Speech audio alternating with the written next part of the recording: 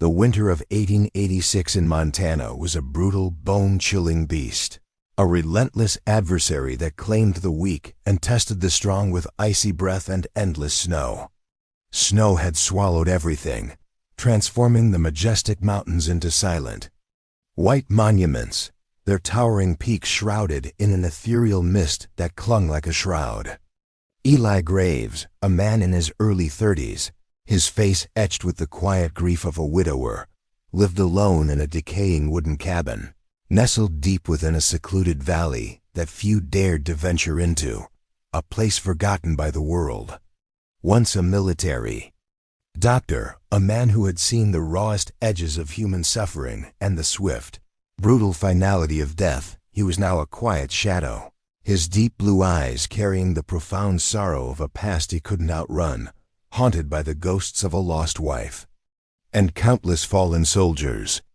His life was a repetitive, almost ritualistic cycle, hunting the scarce game with a grim determination, chopping wood until his hands ached and blistered, and sitting by the fire, watching the flames dance, desperately trying to ward off the cold that had settled deep within his very soul. The silence of the wilderness was his only constant companion, a silence so vast it echoed his own internal solitude, a constant reminder of his isolation. That morning, a new blizzard was brewing over the mountain peaks, a dark, ominous promise of another wave of savage cold about to descend, threatening to bury the world anew.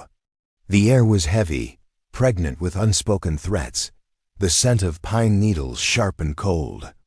Eli, axe on his shoulder, its steel glinting dully against the gray sky, trudged through snow up to his knees, each step a deliberate, exhausting effort against the deepening drifts. He was searching for dry timber to replenish his dwindling woodpile, knowing that without it, the cabin would become a tomb. The dry, sharp sound of his axe striking frozen wood echoed in the still, heavy air, a lonely punctuation mark in the vastness of the wilderness, quickly swallowed by the impending storm's first whispers. He ventured deeper into the ancient pine forest, where towering trees stood like silent, snow-laden sentinels, their branches heavy with white, their needles whispering secrets to the biting wind dot as he was dragging a particularly stubborn, ice-encrusted log, its weight pulling at his weary muscles. His gaze inadvertently fell upon an unusual shape beneath a large, undisturbed snowdrift. It wasn't a rock nor a fallen tree. There was something too soft, too unnaturally still, too human. A chill colder than the biting wind and snow ran down his spine. A primal alarm bell ringing in the quiet, a stark contrast to the numbness he usually felt.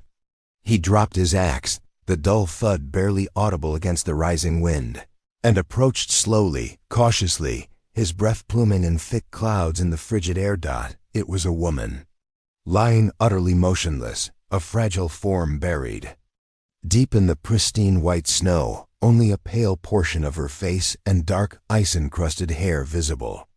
Her eyes were closed, sealed by frost, her lips a stark, alarming blue, and a thin, delicate layer of ice coated her long, dark eyelashes, turning them into crystalline needles. She looked like a sculpture carved from pure ice, a tragic, beautiful figure, frozen in a final, desperate repose, another anonymous victim claimed by the merciless grip of this unforgiving land. A silent scream seemed to emanate from her stillness.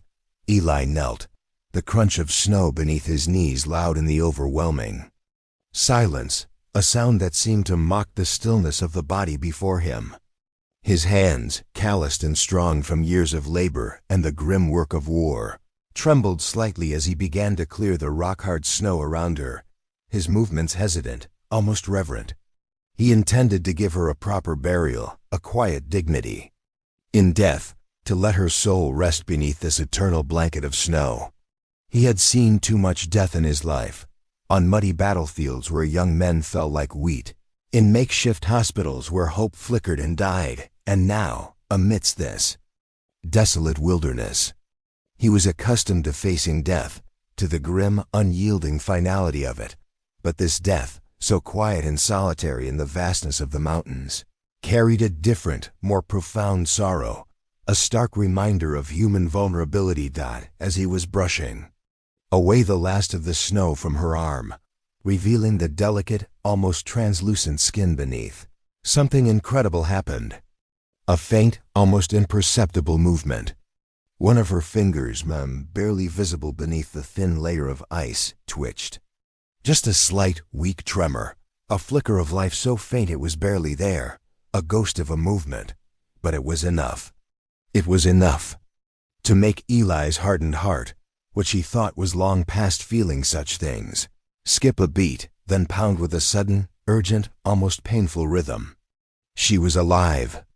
A fragile spark, clinging to existence with a tenacity that defied the brutal cold. The blizzard had begun to rage in earnest, a furious white wall descending from the peaks, swallowing the landscape in a maelstrom of snow and wind.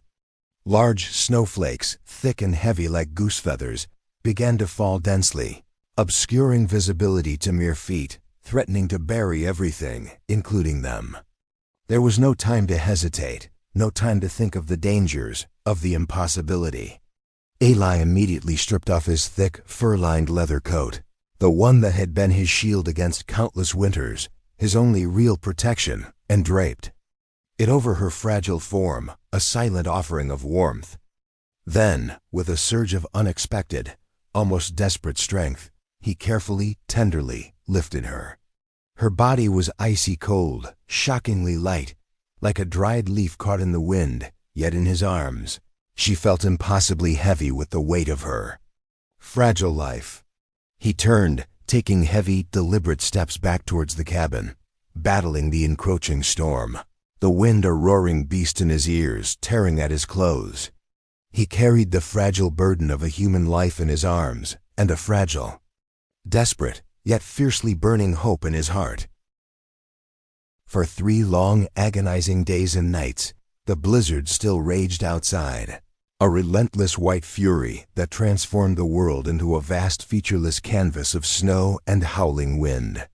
Inside the cabin, the fire crackled and roared with defiant energy, a beacon of warmth against the encroaching cold, slowly, painstakingly, melting the deep-seated ice from the woman's ravaged body. Eli, drawing upon his long-dormant medical instincts, had done everything he could. He warmed her with every fur blanket he owned, forced spoonfuls of warm water and thick, nourishing broth past her pale, cracked lips, and meticulously checked her shallow, fluttering breath and faint, thready pulse, his fingers lingering, searching for life. He sat by the rough-hewn bed, a silent vigil, his gaze fixed on her still face, sometimes simply watching her, waiting for any definitive sign of life, a flicker of awareness in her eyes. The cabin, usually a sanctuary of solitude, now felt charged with a fragile, desperate hope.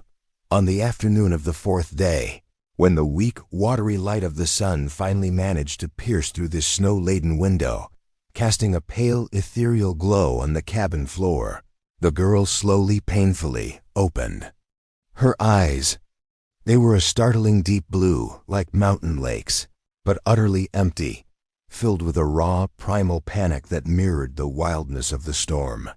She looked around the unfamiliar room, her gaze darting frantically from the rough log walls to the flickering fire, then finally settling on Eli, who sat quietly by the hearth, a worn, leather-bound book open on his lap, his profile silhouetted against the firelight.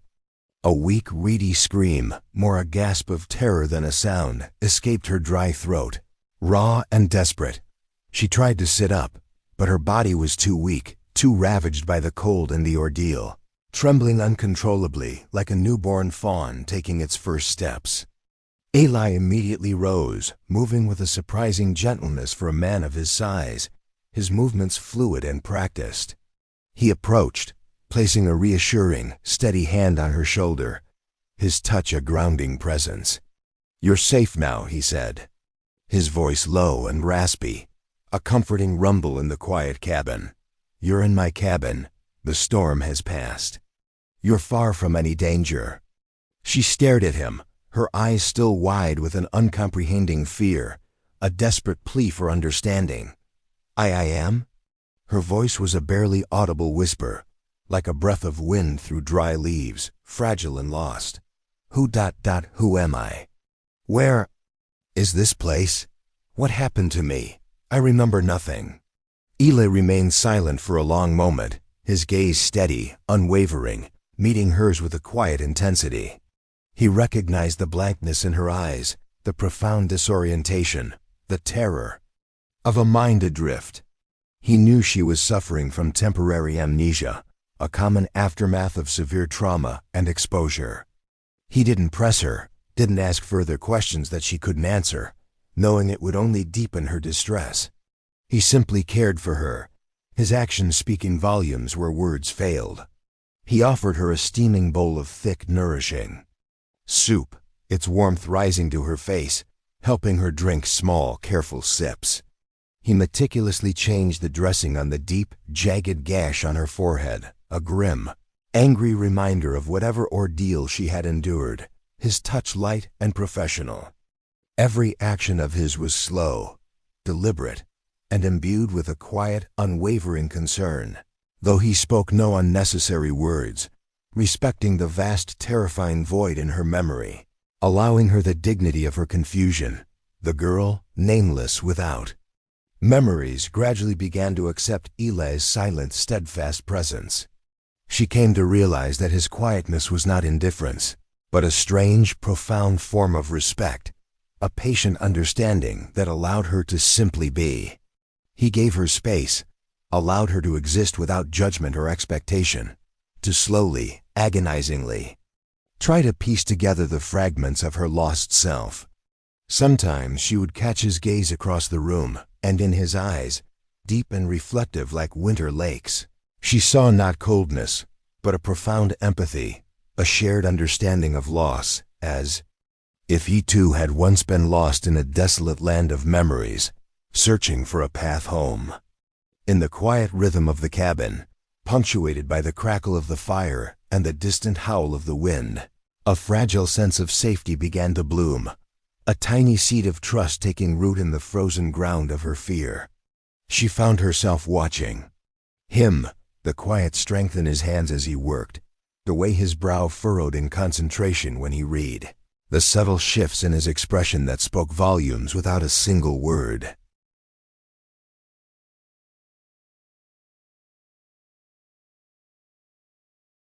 The winter stretched on, an interminable season of white, a vast frozen canvas where time seemed to slow to a crawl.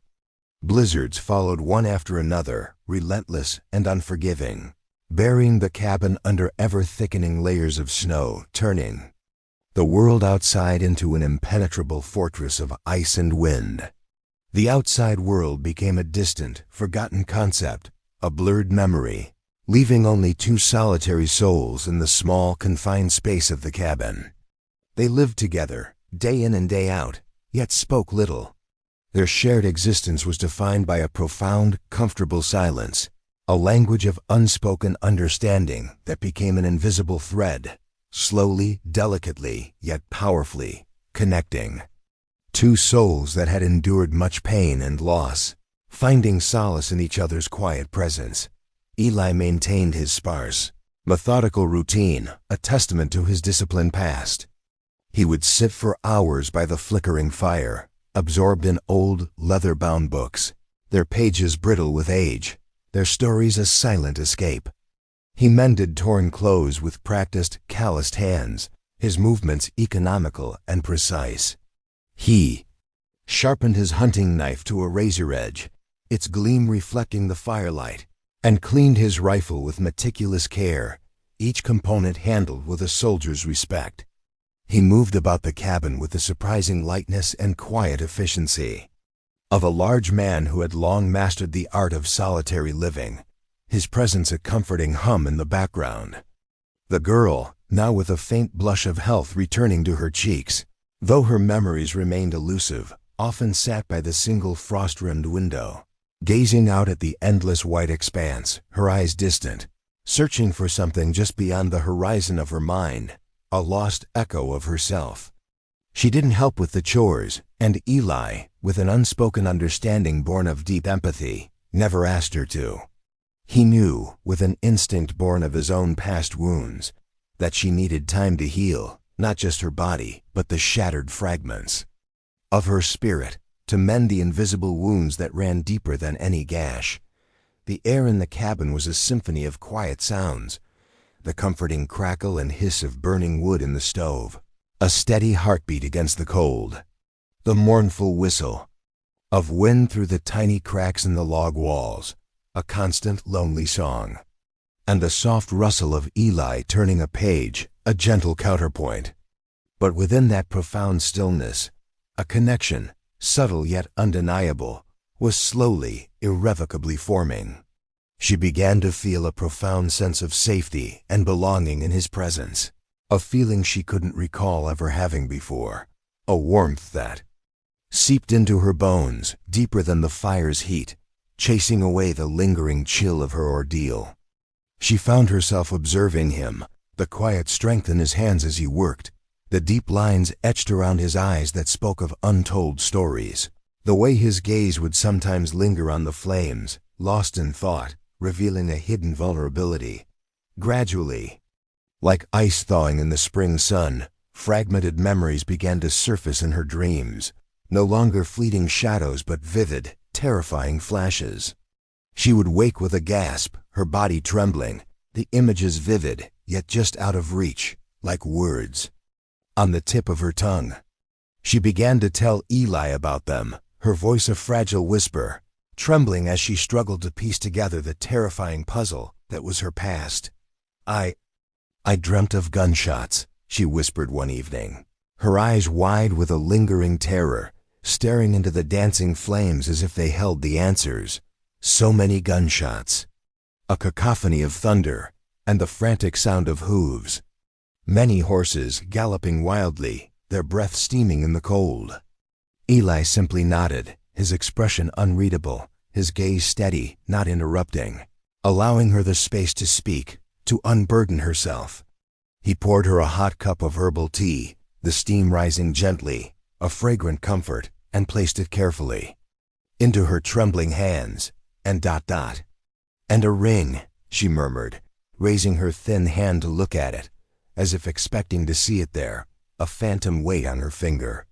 A heavy, ornate ring falling into the snow, sparkling, then swallowed by the white, lost forever. The dreams grew more specific, more horrifying. A man's harsh, demanding voice, the cloying scent of expensive tobacco, the stifling feeling of suffocating entrapment, of being owned. She began to call him Silas, the name a bitter taste on her tongue. Elid didn't ask what the ring looked like or why it fell. He didn't probe the details of the gunshots or the horses, or the identity of this Silas. He just sat there listening, his presence a silent anchor in her storm of confusion, a steadfast rock in a turbulent sea. He had been a military doctor, had witnessed too many horrors, too much pain and loss, to ever rush the healing process.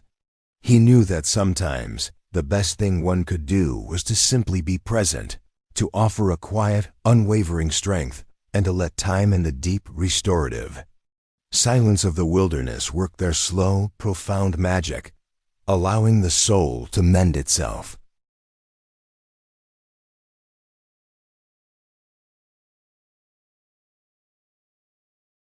As the long, arduous winter began its reluctant retreat, the girls' dreams became clearer, more cohesive, no longer disjointed fragments, but a terrifying, undeniable narrative. They began to connect, weaving together into a chilling, undeniable story of her past. She started dreaming of another man, a face that haunted her waking hours, with cold, calculating eyes and a cruel, possessive smile that promised only misery. She would wake in a panic, drenched in a cold sweat, a silent scream caught in her throat, the phantom touch of his hand a chilling reality that lingered on her skin. She finally knew his name, Silas Thorne, one crisp morning, when the snow had finally ceased its relentless fall, and the weak, hesitant winter sun shone through the cabin window, casting long pale shadows across the rough-hewn floor. She sat, opposite Eli at the table. She was much stronger now, her face no longer pale but with a hint of healthy color, a testament to Eli's quiet care, though her eyes still held a deep, lingering fear, a shadow of the past. I remember everything now, she said, her voice a fragile whisper, trembling slightly with the immense weight of the revelation, the horror of it. I was engaged to a wealthy man. His name is Silas Thorne. He was cruel, possessive, a monster cloaked in silk. She recounted the horrifying memories of his suffocating control, the veiled threats that hung heavy in the air, the gilded cage of a life she was trapped in, where her spirit slowly withered. She remembered the desperate, impulsive decision to escape, the terrifying sound of gunshots echoing behind her as she fled into the night, the desperate chill of the wind, and the agonizing moment she stumbled and fell into the deep snow. Heavy, ornate engagement ring, a symbol of her captivity, slipping from her numb finger. Finally broken free, Eli listened, his face expressionless, a stoic mask he had perfected over years of witnessing suffering without flinching. But his eyes, deep and still as winter lakes, held a flicker of intense concern, a dark knowing that spoke volumes. He knew that a woman fleeing such a man like Silas Thorne, a man with power and influence, would never truly be safe. The frontier was vast, but malice had a way of finding its prey, and Thorne was not a man to forget an affront. "When I'm fully recovered," she said, looking him directly in the eye, her voice gaining a fragile resolve, though it cracked slightly with emotion, "I will leave." Her words were firm, a declaration of independence, but also held a deep, aching sadness, a silent farewell. "I don't want to involve you, Eli. He won't give up. He'll search for me until his last breath. He will bring ruin upon anyone who helps me." A tear traced a path down her cheek, a single glistening line against her pale skin. "I cannot put you in danger." Eli said nothing for a long moment, his gaze unwavering. He simply stood up, his movements slow and deliberate, a quiet strength in every gesture, and walked to the old wooden chest at the foot of his bed. He opened it, the hinges groaning softly, a sound that seemed to punctuate the silence. From within, he carefully took out a thick, dark wool coat, old but meticulously preserved, its fabric soft from years of wear. It was his late wife's coat, a garment he had kept hidden away, a tangible link to a love he had lost, a memory he rarely touched. He folded it gently, his rough, calloused fingers brushing against the soft, worn fabric, a silent reverence in his touch, a private ritual. Then he walked back to her and offered it, holding it out wordlessly. A small, simple gesture, but one that carried the weight of all his unspoken care, his quiet acceptance, and a profound, wordless promise. "I will not let you go." The girl looked at the coat, then at him, her blue eyes suddenly welling up with unshed tears, understanding the depth of his silent defiance. She understood his meaning, clearer than any words. He wouldn't let her face this alone. Not yet, not ever if he could help it. He was offering her not just warmth, but a shield, a silent vow to stand between her and the storm that was coming. Weeks later, the stubborn grip of winter finally began to loosen its hold, grudgingly yielding to the first tentative signs of spring.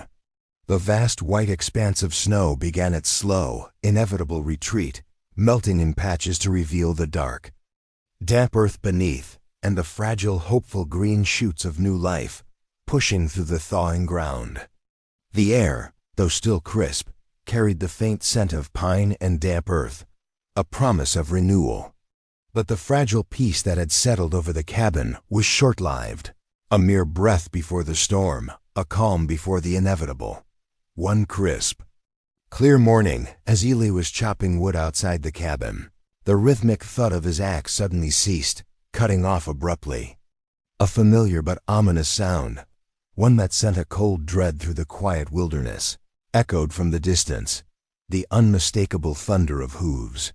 Not one horse, but many, galloping at a furious pace towards the valley, their approach deliberate. Predatory, like a pack of wolves closing in on their prey. Eli stopped, his axe held mid-swing, his muscles tensing, his eyes narrowing, scanning the tree line with a hunter's instinct. He had lived long enough in this unforgiving land, had seen enough of its dark underbelly, to recognize the sound of pursuers, of men on a hunt, and the chilling purpose behind their speed. The girl Lily, now stronger and more resolute, sitting by the window inside the cabin, heard it too. Her face, which had slowly regained its color, turned ashen, her blue eyes wide with a raw, primal fear that mirrored the terror of her dreams. "He's here," she whispered, her voice choked with terror. "He found me. Silas." Eli said nothing. His face remained impassive, a mask of stone, but his movements became precise, deliberate, every action imbued with a quiet urgency. He walked back into the cabin, his gaze steady, and calmly took his old, well-maintained rifle from its rack above the fireplace. He checked the ammunition, the click of the mechanism a stark metallic sound in the sudden tense silence, a prelude to conflict. He knew this man, Silas Thorne, was dangerous, a viper in human form, ruthless and cunning. The rumors of a wealthy, cruel man, a ruthless figure who had once been a wanted outlaw, a man who left a trail of broken lives, had spread like wildfire throughout the entire frontier, whispered in saloons and around campfires, tales of his brutality. Eli was not a skilled gunman in the traditional sense. He was a doctor, a healer, a man of quiet contemplation, but he possessed a sharp, strategic mind and an unwavering resolve, a quiet strength that few could match, honed by years of surviving the impossible. The sound of hooves grew closer, louder, culminating in a sudden jarring halt right in front of the cabin, the horses snorting and stamping impatiently. A tall, imposing man, dressed in a long, black leather coat that seemed to absorb the light, with a cold, aristocratic face and eyes that held a chilling, predatory gleam, sat astride a magnificent black horse, a dark king on his throne. He wasn't alone. Two burly, grim-faced henchmen accompanied him, dismounting with practiced ease, both armed with rifles slung across their saddles, their hands resting near their holsters. "I know you're in there, Lily," Silas Thorne's voice boomed, cutting through the crisp air, a voice accustomed to command, to obedience. "Come out, you cannot escape me, you belong to me. And anyone who harbors you will pay a heavy price." His eyes, cold as chipped ice, swept over the cabin, then settled on Eli. Eli stepped out of the cabin, his rifle held loosely in one hand, not raised in a threat, but a silent declaration of readiness. He stood tall, his broad shoulders filling the doorway, a formidable presence, a silhouette against the dim interior. His deep blue eyes, steady and unwavering, looked directly into the cruel, calculating eyes of his adversary, a silent challenge. The confrontation unfolded in an eerie, suffocating silence, thick with unspoken threats and simmering violence. There were no immediate gunshots, no shouts, just the tense stillness of two forces colliding, a battle of wills. Only the mournful whistle of the wind through the pine branches and the heavy, agitated breathing of the horses broke the quiet, a primal soundtrack to the standoff. "She's not going anywhere," Eli said, his voice low and firm, resonating with an unshakable conviction, a quiet defiance that surprised even Lily. Silas Thorne's lips curled into a sneer, a flash of contempt in his eyes, a flicker of amusement at Eli's audacity. "And who, pray tell, are you? Some lonely trapper trying to play the hero? Get out of my way, old man, before you regret it. I have no quarrel with you, but I will not hesitate."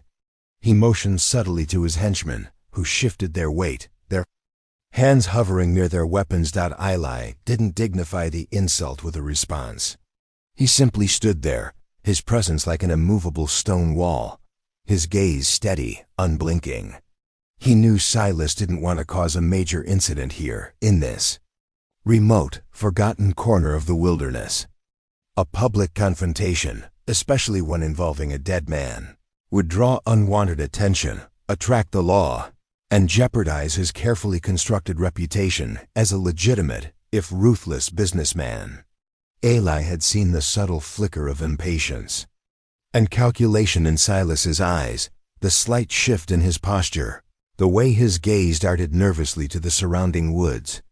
"This land is harsh, Mr. Thorne," Eli said, his voice still calm, almost conversational, yet laced with an undeniable steel that cut through the tension. "And it doesn't welcome troublemakers. It has a way of burying secrets and those who seek to disturb its peace. Lily has been under my care. She is no longer the woman you knew. She is free. If you wish to take her, you will have to go through me. And I assure you, I do not fall easily. And I know things about men like you, Mr. Thorne. Things the law might find interesting." Eli's gaze held a subtle knowing glint, a silent threat, hinting at a deeper understanding of Thorne's past, perhaps even whispers of his outlaw days, the dark deeds he thought long buried. He wasn't just a trapper. He was a man who had seen the world and knew its shadows. Silas Thorne's sneer faltered, replaced by a flicker of genuine surprise, then a cold fury. He looked at Eli, a man who seemed to know too much. Then his gaze darted to the cabin doorway, where Lily stood, her eyes resolute, no longer filled with just fear, but a newfound strength, a defiant spark. He weighed the cost. He was a cruel man, yes, but also a shrewd and pragmatic one. He understood that a prolonged confrontation here, a bloody battle in the middle of nowhere, would gain him nothing but trouble and unwanted scrutiny, potentially exposing his past. Eli's quiet defiance, his unwavering stance, and the subtle implication of knowing his past was a deterrent he hadn't anticipated. The risk outweighed the reward, for now. After a tense, drawn-out moment that stretched into an eternity, the man on horseback let out a frustrated sigh, a sound of reluctant defeat that was almost a growl. He turned his horse sharply, the animal snorting in protest, a silent signal to his two henchmen. "Let's go," he snarled, his voice filled with barely suppressed fury, but also a hint of grudging helplessness. "Not now. But this isn't over. I will be back, Lily. You can't hide forever." His threat hung in the air, a chilling promise. He rode away, his henchmen following, their figures gradually shrinking until they disappeared behind the dense line of pine trees, their hoofbeats fading into the vast renewed silence of the wilderness. Eli remained standing there, his rifle still held loosely, his gaze fixed on the empty trail, watching their retreating forms until they were completely gone, until the last echo of their presence vanished. He hadn't killed him, hadn't resorted to violence, but he had made Silas Thorne understand, with chilling clarity, that this girl was no longer an easy mark, no longer a possession to be claimed. He had protected her, not with brute force, but with his steadfastness, his intellect, and the silent, unyielding power of his presence, a quiet strength that had faced down a monster when the last shadow of the enemy vanished and the only sounds were the gentle whistle of the wind and the distant call of a hawk circling high above. Eli slowly turned to look at the girl. She still stood in the doorway, her shoulders no longer hunched in fear, her eyes, no longer wide with terror, now looked at him with a profound, overwhelming gratitude and something deeper, something unspoken that transcended mere thanks.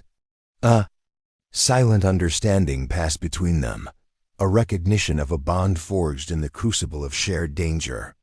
She had found her memories, yes, but in losing them and then finding them again, she had also found something entirely new, something infinitely more precious, a profound sense of safety, of belonging, and of being truly seen, truly valued for the first time in a long time. "I'm not going anywhere," she said, her voice a fragile whisper, but filled with an unwavering determination. that Eli recognized as her own, a strength that had been dormant but now shone brightly. I'm staying. This is my home now. It wasn't out of obligation or fear of what lay beyond, but because of the feeling of being alive, truly alive, that she had found here, in this remote cabin, beside this quiet, steadfast man. She was choosing a new life, a new identity, forged in the crucible of winter and shared vulnerability, a life of her own making. Eli nodded, a slight, almost imperceptible dip of his head, a rare, gentle acknowledgement. He walked to the corner of the cabin, picked up a shovel, its metal gleaming dully in the pale sunlight, a tool of creation, not destruction. He stepped outside to a small, sheltered patch of land next to the cabin, where the last stubborn remnants of snow had finally melted, revealing the rich, dark earth beneath, soft and yielding. He began to dig another hole in the ground, this time not to bury anyone, not to mark a loss, but to plant a small, wild plum sapling he had found nestled among the rocks, its tiny branches still bare but promising, a symbol of new beginnings. He carefully placed the young tree into the freshly dug earth, gently packed the soil around its roots with his strong hands, and poured a small amount of water from a nearby bucket, a silent blessing. The girl, Lily, walked out and stood silently beside him, watching him work, the setting sun casting long, golden shadows across their faces, creating a tableau of quiet hope, a picture of a shared future. They didn't say love, didn't utter flowery words or grand declarations, but as the weak sunlight of the late afternoon shone upon them, their eyes met, and in that profound shared moment, everything that needed to be said was conveyed. A deep, unspoken understanding, an unconditional acceptance, and a fragile, yet resilient hope for a new future, blooming slowly, steadily in this harsh, beautiful land. Winter had passed, and something new, something truly precious, was beginning to bloom, just like the small, tenacious wild plum tree, its roots taking hold in the thawing earth, promising fruit and life in the seasons to come.